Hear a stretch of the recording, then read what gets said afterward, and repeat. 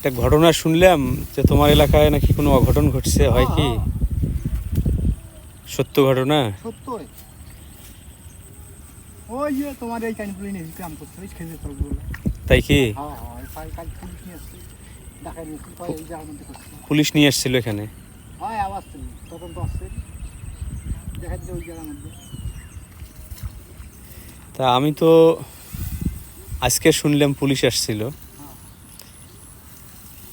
তা কোন তো দেখি তা আমারে এখানে এই ঘটনা ঘটাইছে। কি করবে না হ্যাঁ, আমি তো এটা নিয়ে খুব একটা লজ্জার মধ্যে পড়ে গেছি। কারণ হলো এই ঘটনা এখানে ঘটছে জন্যই তো আমার এখানে পুলিশ আসছে, হ্যাঁ এটাই তো। হ্যাঁ তাই না? মেয়েটা কি কথা বলতে পারে? হ্যাঁ সব কিছু করতে পারি। মানে মেয়ে নিয়ে আসিয়ে দেখে দিচ্ছে এখানে? হ্যাঁ হ্যাঁ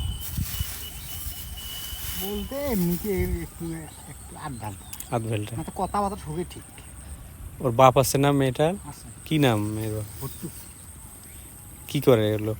আরে সারা হ্যাঁ, কি করিস কিসকে চলা লাগায়। মতিন স্যার কেউ হয় নাকি? মতিন স্যার কেউ হয় না, তবে ওই এক পাশাপাশি বাড়ি। পাশাপাশি এমনি আত্মীয় স্বজন হইতে পারে, ভাগী গোষ্ঠী। এই পাড়া প্রতিবেশী বোঝেন না। ওই পুলিশ যখন আসছিল তোমরাও আসছিলেন নাকি এতে? হ্যাঁ তখন এই জায়গার মধ্যে ধান গাড়ি। তাই না? তা পুলিশ বেশি কিছু কইলে না? আর কোনো না খালি খালি লেখি নিয়ে গেল? নিয়ে গেল খালি। ঘটনার স্থান হিসেবে এই জায়গাটাকে চিহ্নিত করে নিয়ে গেছে। না আমি তো ছিলাম না, থাকলে হয়তো ভালো মন্দ কিছু শুনতে পারতাম নিজে বা।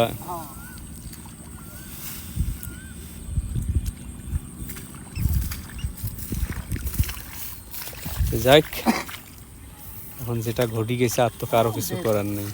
আসামি ধরছে, আসামি জেলে আছে এখন। এখন জেলে।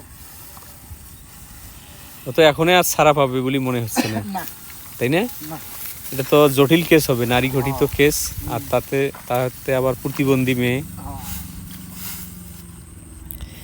ছেলের কি অবস্থা আছে? জমি জমা আছে? ছেলের অবস্থা আছে, একবারে খারাপ নয়, জমি খুব একটা নাই বাবা। ও কি ওই মাহাবুর কমিশনারদের কেউ হয় নাকি? কারো অক্ত নয়, ও ওই মাহাবুর কমিশনারে খুলি অক্ত কোনো কালেকশন নেই। এমনিতে প্রতিবেশী। হ্যাঁ